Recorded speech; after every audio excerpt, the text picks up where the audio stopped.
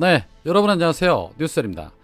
윤석열이 지난 10일 취임 이후에 서초동 자택에서 용산 집무실까지 출퇴근을 하면서 수많은 시민들에게 교통 불편을 겪게 비판을 받고 있는 것도 모자라서 4일 출근했는데 이틀을 지각하는 등 국정 운영에 심각한 문제점들이 지적되고 있습니다.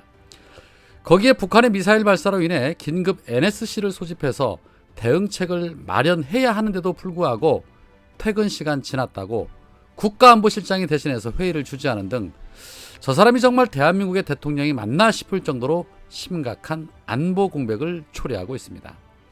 그런데 이 같은 회의에 일부 언론에서는 국무총리를 비롯해서 국정원장, 통일부 장관 등 NSC 위원들이 공석이라서 그 영향을 미쳤다는 분석을 내놨습니다.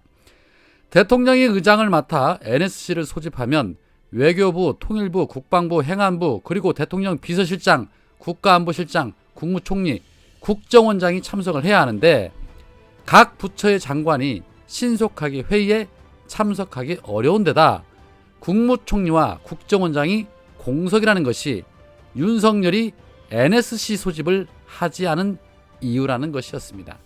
정말 기가 막혀 말도 안 나옵니다. 이 정도면 탄핵감 아니냐는 비판의 목소리들도 있습니다.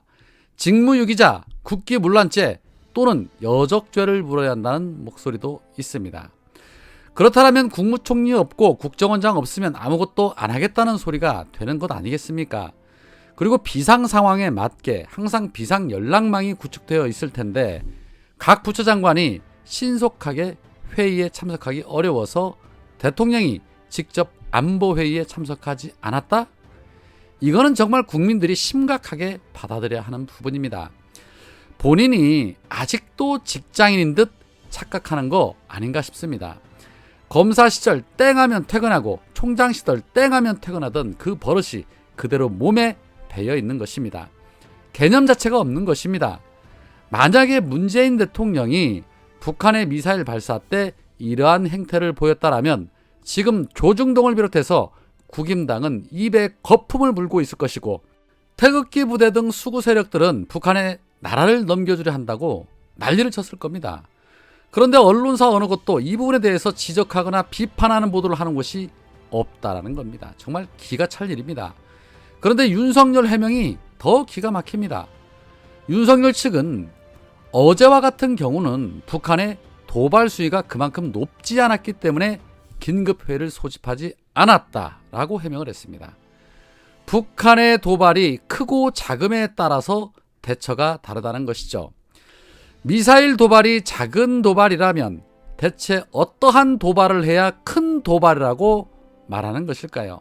설마 서울을 선제 타격이라도 해야 그때서나 NSC 소집을 하겠다는 걸까요? 정말 한심스럽습니다. 그런데 이런 행태에 대해 지적하는 언론사보다는 어떤 보도에 열을 올리는 언론사가 더 많았을까요? 윤석열과 김건희가 취임 후 첫 주말에 백화점과 광장시장 나들이에 나서서 신발도 사고 빈대, 떡볶이, 순대, 만두 등을 사왔다는 보도가 온종일 포털에 걸려 있었습니다. 많이도 먹기는 먹나 봅니다. 기레기들은 오로지 이미지 쇄신을 위한 보도에만 열을 올리고 있습니다. 이런 것들을 무슨 언론사라고 말할 수 있을까 싶습니다. 도대체 주가 조작의 피해자에 대해 아직도 소환조사 한번 안 하고 버젓이 언론의 조명을 받으며 이렇게 막 돌아다녀도 누구 하나 지적하는 언론사가 없다는 거 정말 개탄스럽습니다. 만약에 윤석열 아니라 문재인 대통령이 북한 미사일을 쐈는데 신세계 백화점 강남점에서 주말에 쇼핑을 했다라면 지금쯤은 무슨 일이 벌어졌을까요? 아마 탄핵이 아니라 쿠데타 일어나고 내전이 벌어졌을 것입니다. 저들은 그렇게 행동하고도 남을 사람들이죠. 이제는 촛불 시민들이 다시 나서야 하는 것이 아닌가 하는 생각이 들기도 합니다. 정권 시작과 동시에 정권 심판론을 들고 나서야 할 때가 아닌가 하는 생각마저 듭니다. 또한 윤석열은 16일에 3당 원내대표 만찬이 민주당의 불가 입장으로 불발이 되자 대화의 문은 열어놨으니 연락 달라, 퇴근길 김치찌개에 소주 한잔 하자라는 제안을 했다고 합니다. 허구한 날 이 술 먹고 밥 먹자는 소리밖에 할 줄 아는 게 없습니다. 그동안 검사 생활을 하면서 다 그렇게 저렇게 한 잔씩 하면서 일을 진행해 왔기 때문에 술 한잔 하면 모든 것이 다 해결될 거라는 그러한 마인드를 갖고 있는 것입니다. 차라리 술 퍼먹는 시간 줄이고 일찍 자고 정시에 출근이나 하는 게 훨씬 더 생산적일 것입니다. 일반 신입 직장인이 입사하자마자 윤석열과 같은 지각을 한다라면 바로 내일부터 나오지 말아라 라는 소리가 나올 것입니다. 정말 보통 심각한 일 아닙니다. 거기에 또 윤석열 최측근 한동훈은 어떻습니까? 인사청문회가 끝난 이후에도 자녀 의혹이 지금도 매일같이 터져나오고 있습니다. 이에 대해서 오늘 김남국 의원은 자신의 페이스북을 통해 한동훈 방지법을 발의하겠다라고 밝혔습니다. 김남국 의원은 한동훈 방지법 발의하겠습니다. 윤석열 정부가 내세웠던 공정과 상식은 정권 시작부터 무너진 것으로 보입니다. 윤석열 정부의 인사청문회 과정에서 몇몇 장관 후보자들이 자신의 지위와 인맥, 재력 등 특권을 이용하여 편법과 반칙으로 자녀에게 입시용 가짜 연구 스펙을 만들어준 것으로 드러났습니다. 자녀의 논문 대필, 논문 표절 및 부당한 공동저자 표시 등 학술진흥법상 연구 부정행위의 모음집이었습니다. 연구 부정행위가 윤석열 정부 인사검증 기준은 아닌지 의심될 수준이었습니다.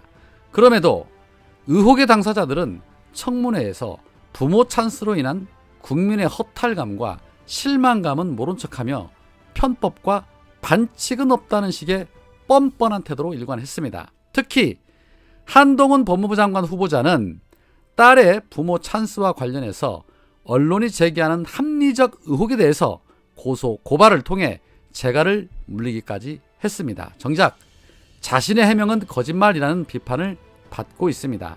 더는 이런 편법과 반칙, 불공정과 몰상식이 반복되지 않도록 제도적 대책을 세워야 한다면서 몇 가지의 법안을 제시했습니다. 이미 한동훈의 IB캐슬은 충분히 부적격이라는 것이 확인이 됐습니다. 입법은 입법대로, 그리고 낙마는 낙마대로, 그리고 수사는 수사대로 해야 할 것입니다. 민주당이 이제 야당인 만큼 국민을 대표해서 좀 야무지게, 찰지게, 강하게 비판하고 처벌하는데 앞장서줘야 할 것입니다. 그리고 언론 플레이도 지금보다 더 열심히 적극적으로 해서 저들의 민낯이 세상에 드러나도록 해야 합니다. 한동훈 자녀 의혹 모르는 사람 너무 많습니다. 국민들에게 알 권리를 충족해주는 역할 역시도 민주당의 역할입니다. 오늘은 여기까지입니다. 고맙습니다.